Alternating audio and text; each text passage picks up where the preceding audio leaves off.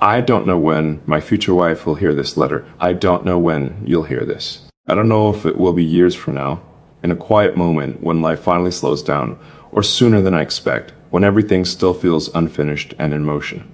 I don't know what version of me you'll be meeting when these words reach you, or what version of you will be listening. What I do know is that these words exist because of you. Even before I know your name. This isn't a letter written out of loneliness. It's written out of clarity. The kind that comes when you stop chasing connection and start understanding what you're actually capable of offering when it arrives. There was a time when I thought love was something that would interrupt my life. Something loud, something demanding, something that would require me to become less myself in order to make room for it. I prepared for that version of love by becoming self-sufficient, composed, emotionally disciplined. I learned how to stand alone without flinching. That skill kept me safe. It also kept parts of me untouched. I didn't know that until I began to understand what it means to be met gently. Not dramatically, not urgently, just honestly. I learned that intimacy doesn't always come from confession or intensity. Sometimes it comes from quiet recognition, from being received without being reshaped. So this letter isn't a promise, it's a witness. I want you to know that before you ever hear this, I've already learned how to listen. Not just to others, but to myself. I've learned how to slow down instead of performing certainty. I've learned that strength doesn't disappear when softness arrives. It finally has somewhere to rest. I want you to know that I'm not waiting for you to complete me. I'm becoming someone who can stand beside you without leaning too hard or holding back too much. Someone who understands that partnership isn't about merging identities, but about choosing presence again and again. There are parts of me you'll never need to fix, parts I don't want you to carry. I've done the work to meet my own fears, my own patterns, my own silences. Not perfectly, but honestly. When you hear this, I hope you feel no pressure in it. This isn't a claim on you.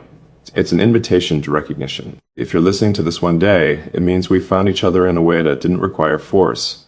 It means we arrived through patience, curiosity, and respect. It means whatever we're building didn't begin with urgency. It began with care. I don't know what life will have given you by then. I don't know what you've survived, what you've lost, what you've learned to carry quietly. But I want you to know this. I'm not afraid of your complexity. I'm not intimidated by your softness or your strength. I've learned how to hold space without trying to own it. I've learned how to stay when silence stretches. I've learned how to listen without planning my response. When you hear this letter, I hope you feel that it isn't asking you to be anything other than who you already are. I don't want you polished or prepared. I want you present. This letter isn't about the future as a destination. It's about the way I'm learning to arrive. And whenever you hear it, whenever you exist on the other side of these words, I hope you recognize this tone. Not longing, not expectation, but readiness. Readiness to build something slow, honest, and grounded. Readiness to choose you not because you fill a gap, but because you fit beside me in a way that feels steady and true. I don't know when you'll hear this, but when you do, I hope it feels less like being called towards something and more like being recognized. I imagine you listening to this without knowing it was meant for you, not because I hid it, but because I didn't write it with an audience in mind. I wrote it the way you write something you're not sure will ever be read slowly, honestly, without trying to sound certain. I wrote it the way you speak when you're alone and don't need to be impressive. If you're hearing this now, it means time did what it was supposed to do. It brought us here without forcing either of us to become smaller to make it work. I want you to know that before you entered my life, I spent a long time learning how to sit with myself. Not in the romanticized way people talk about self-love, but in the practical, sometimes uncomfortable way that comes from not distracting yourself when things feel unfinished. I learned how to listen to my own silence. I learned how to let days pass without filling them just to feel productive or wanted. I learned the difference between solitude and isolation. That mattered. Because I don't want you to inherit pieces of me that expected you to fill something I refused to face on my own. I don't want to confuse companionship with relief. I don't want to lean on you in ways that would slowly turn love into obligation. So when you hear this, I hope you know I'm coming to you whole, not flawless, not resolved, but grounded. I know where my edges are. I know which parts of me need patience and which ones need accountability. I know the patterns I can fall into when I'm tired, overwhelmed, or afraid. And I'm not asking you to manage any of that. I'm asking you to walk beside me while I do. I don't know what your life looked like before me. I don't know how you learned to protect yourself, or what taught you caution, or where you had to become strong before you were ready. But I want you to know that I respect the version of you that survived before I ever met you. I won't ask you to abandon her. I won't rush you to soften faster than feels safe. I won't mistake your boundaries for distance or your quiet for disinterest. I've learned that people reveal themselves best when they're not being pulled. So if you need time, I'll understand it. If you need space, I won't chase you out of it. If you need closeness, I won't make you earn it. That's something I had to learn the hard way. Love doesn't deepen through pressure. It deepens through permission. This letter exists because I've learned how to offer that permission without losing myself in the process. I used to think partnership meant compromise in the sense of subtraction, losing parts of yourself to make room for someone else. Now I understand it as addition. Not adding roles or expectations, but adding context. Adding a witness to moments that would otherwise pass unnoticed. Adding a steady presence to days that don't need saving, just sharing. I don't want a love that feels like maintenance. I want a love that feels like alignment. When you hear this, I hope you feel how calm it is. Not because everything is easy, but because nothing is being forced. There's no urgency in these words, no demand, no timeline hidden between the lines, just intention. I intend to choose you in small ways, in how I listen when you're talking about something that matters to you, even if it doesn't involve me, and how I notice when your energy shifts and don't make it about myself, and how I show up when things are inconvenient, not just when they're exciting. I intend to be honest with you, not brutally, not carelessly, but clearly. I won't hide behind silence when something needs to be said, and I won't weaponize truth when tenderness is what's required. I intend to stay curious about you, not in the beginning only way that fades once familiarity sets in, but in the deeper way that understands people are not static. You will change. I will too. And I don't want us to cling to outdated versions of each other just because they feel familiar. If you're hearing this now, I hope you can sense that I'm not afraid of that change. I welcome it. I don't expect you to save me. I don't expect you to heal me. I don't expect you to make my life feel meaningful all on your own. I've learned how dangerous those expectations are, not because they're malicious, but because they quietly turn love into labor. What I do hope is that we make each other feel real, that we ground each other when the world feels loud, that we challenge each other gently without trying to win, that we learn how to repair when we miss each other instead of pretending we never do. There will be days when I'm quiet, not withdrawn, just inward. I promise to tell you when that's happening so you don't have to guess. There will be days when I'm unsure. I won't dress certainty up just to appear confident. I'll trust you with the truth instead. And there will be days when I'm steady, present, open in ways that feel almost ordinary. Those days matter the most. I want you to know that I'm not writing this because I believe love is rare and fragile. I'm writing it because I believe love is built.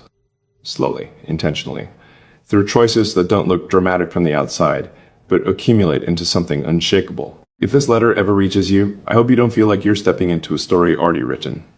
I don't want a script.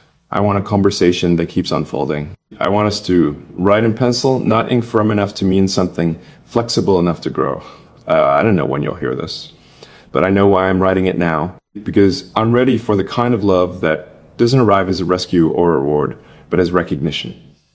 The kind that feels less like falling and more like standing somewhere that finally fits. And if you're listening to this, wherever you are in your life, I hope you feel that same quiet sense of readiness in yourself. Not because you were waiting for me, but because you were becoming you. And I believe that's how we'll know this is real, not because it feels perfect, but because it feels possible to stay together. I don't know what your world looks like at the moment you're hearing this. I don't know if you're sitting somewhere quiet, or if life is still loud around you.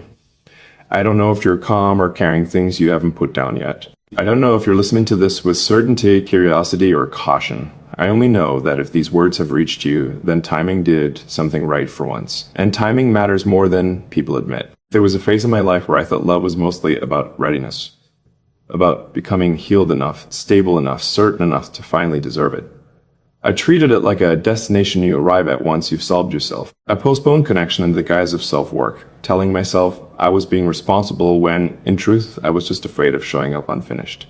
It took time to understand that growth doesn't happen in isolation forever. You can become self-aware alone. You can become resilient alone. You can even become peaceful alone. But you can't become relational alone. You can't practice patience, repair, forgiveness, or long-term presence in a vacuum. Those things only emerge when another person exists close enough to matter.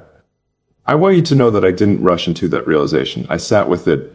I tested it. I let it challenge my pride. I let it dismantle the story I'd built about being better off untouched.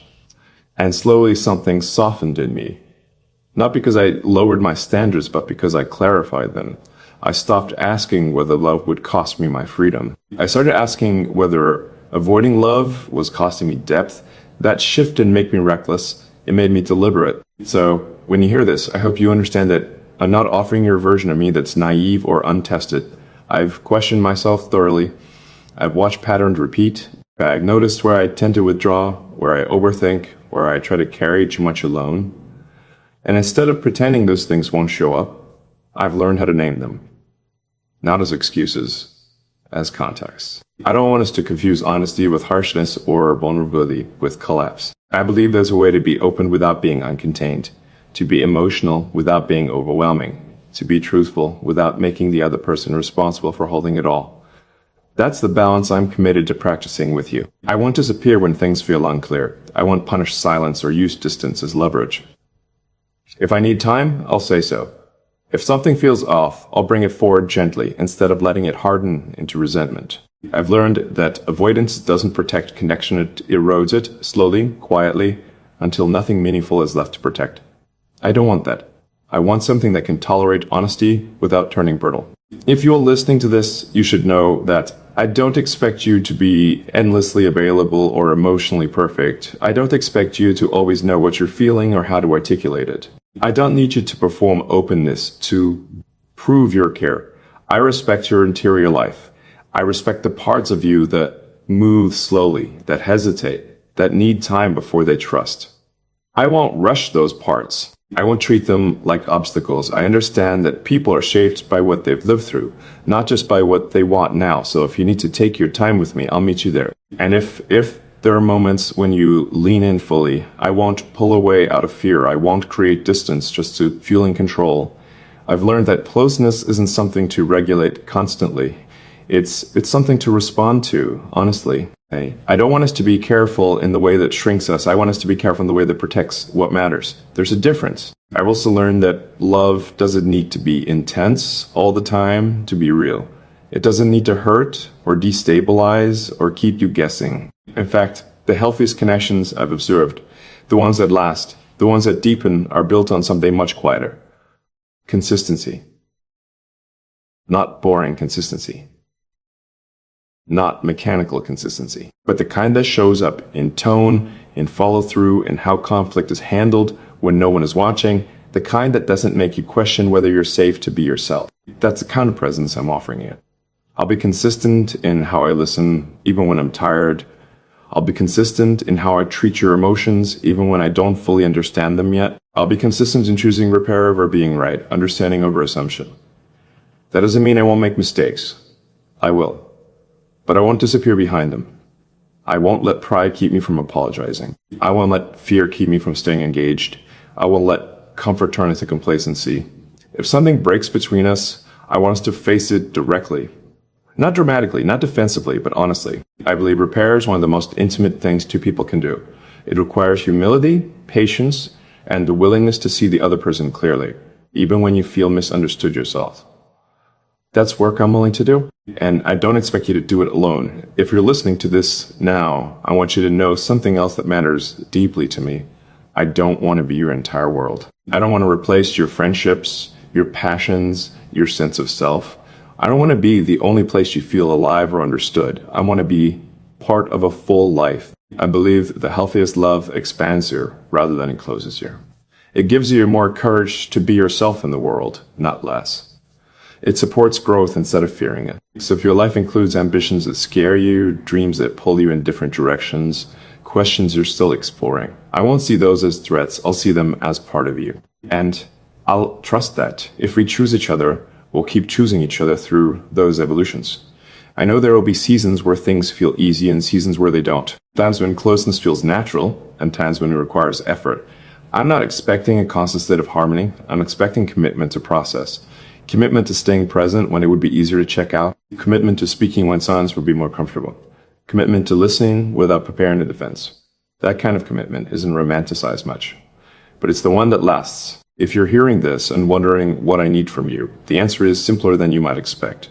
I need honesty, not perfection, not constant reassurance. Honesty about where you are, even when that place is uncertain. Honesty about what you can offer and what you can, without guilt or exaggeration. Honesty about your needs, without framing them as demands. I can meet honesty. I can't be pretense. I don't want us to perform emotional maturity for each other. I want us to practice it. That means allowing room for messiness, missteps, and learning curves without turning them into reasons to retreat. I want to choose you in the small ways, the daily ones that don't get celebrated, the way I speak to you when I'm stressed, the way I listen, when you're repeating yourself because something matters, the way I notice when you're quieter than usual and don't immediately ask you to explain yourself. Those moments are where love actually lives. Not in grand declarations, in sustained attention. So if you're listening to this now, and something in you feels steady instead of swept away, that's intentional. I'm not trying to convince you of anything. I'm not asking you to leap, I'm asking you to stand. Stand with me in the kind of connection that grows through time, care, and mutual respect. Stand with me in something that doesn't need to be rushed to be meaningful. Stand with me in the understanding that love isn't proven by intensity, but by endurance with integrity. I don't know when you'll hear this, but if you are, I hope you don't feel claimed by these words. I hope you feel met where you are, met without expectation, met with the quiet confidence that whatever we build doesn't have to be perfect to be real. And if this letter becomes part of our shared history one day, I hope we look back on it, not as a promise made too early, but as evidence that even before we fully knew each other, we were already learning how to show up well for ourselves and for each other.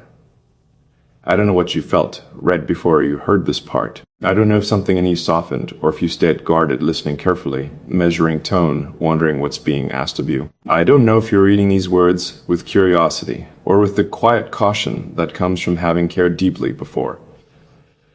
I don't know your pace, your history, or the shape of the things you've learned to protect. But I want to speak to all of that anyway, because this part of the letter exists for the moments that don't get talked about much. The in-between spaces, the days when nothing's falling apart, but nothing feels especially clear either. The seasons where you're functioning, moving, showing up, yet carrying a low hum of questions you haven't named out loud. I've lived there. Longer than I like to admit.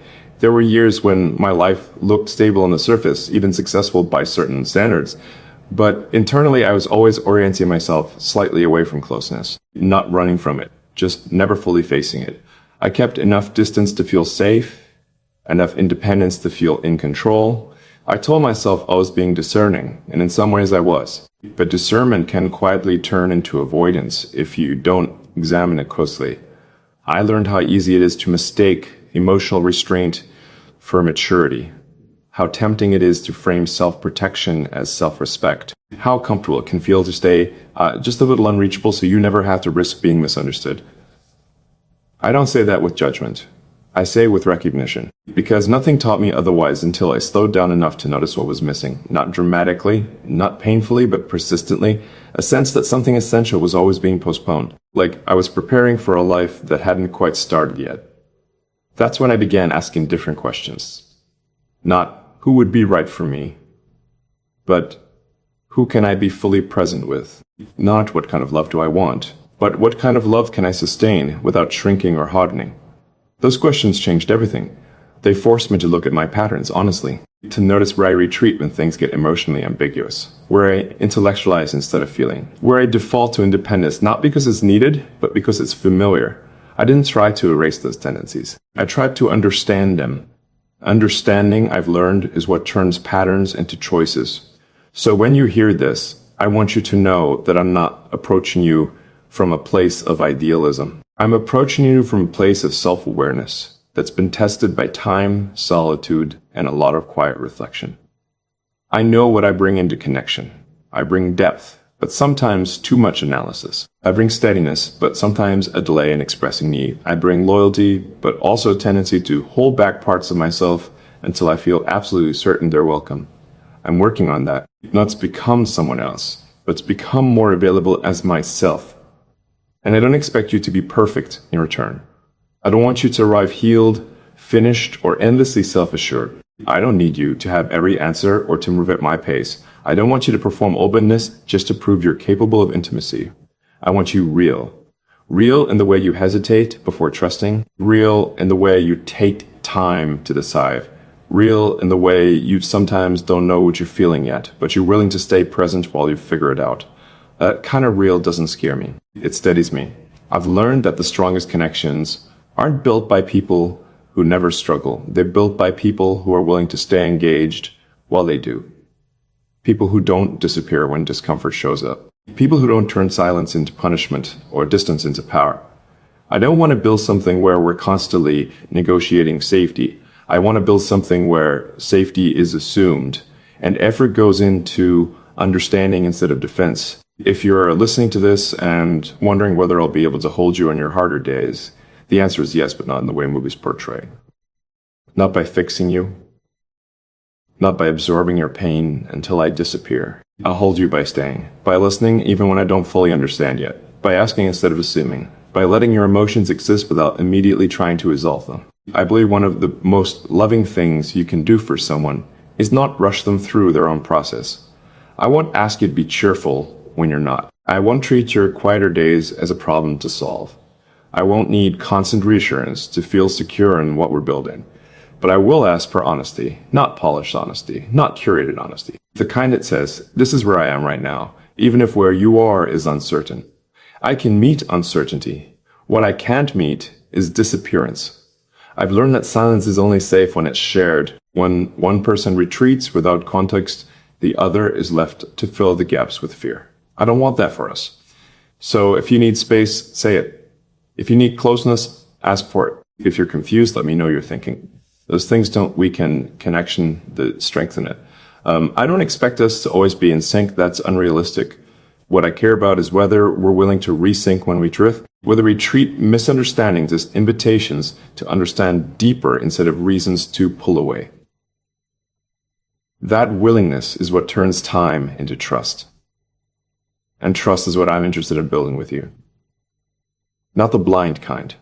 The earned kind. The kind that forms when actions match words over and over again, when apologies are followed by change, when care is consistent even when emotions fluctuate. I want you to know that I'm not here for a story that looks good from the outside.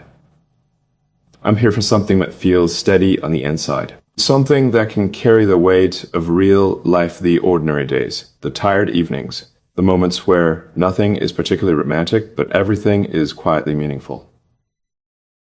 I don't need fireworks. I need follow-through. I need the kind of connection where we don't lose ourselves to keep each other, where individuality isn't sacrificed for closeness, where growth is welcomed, not feared.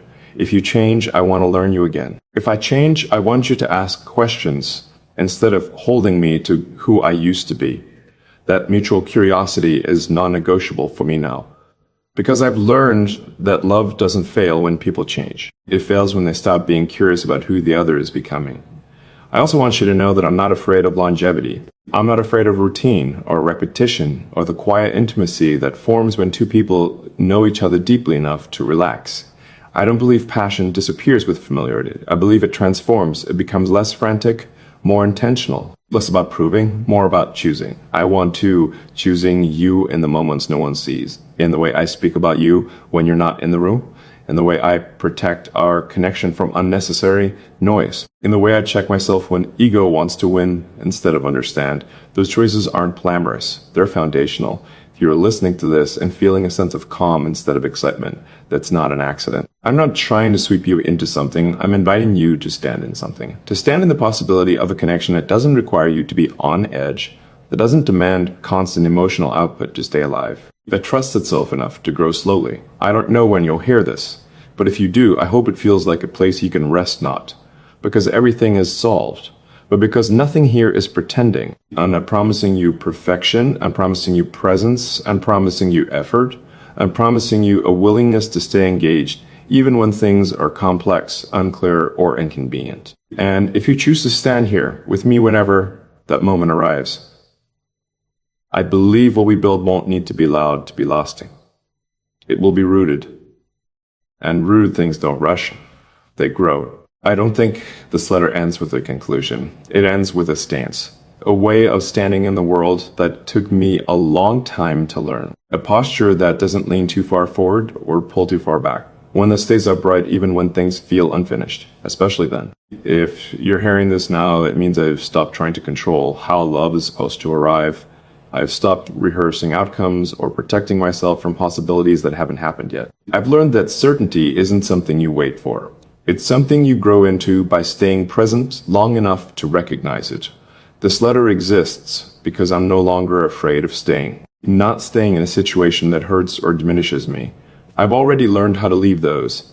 This is different. I'm no longer afraid of staying when something is quiet, steady, and still forming. I'm no longer suspicious of calm. I don't confuse peace with boredom or patience with lack of desire. That shift didn't happen overnight. It came from paying attention to what actually lasts in me. What doesn't burn out once the adrenaline fades? What doesn't require constant stimulation to feel real? What feels sustainable even on ordinary days? What I want you to hear, more than anything else, is that I'm not offering you a fantasy version of myself. I'm offering you the version that shows up when no one is watching. The version that chooses repair over avoidance. The version that can sit with discomfort without turning it into drama or silence. I won't always get it right. There will be moments when I'm slower to speak than you'd like. Moments when I need time to sort through my thoughts before articulating them.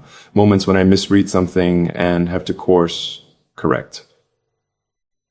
I won't pretend otherwise. What I can promise is that I won't disappear inside those moments. I'll stay engaged. I'll stay curious.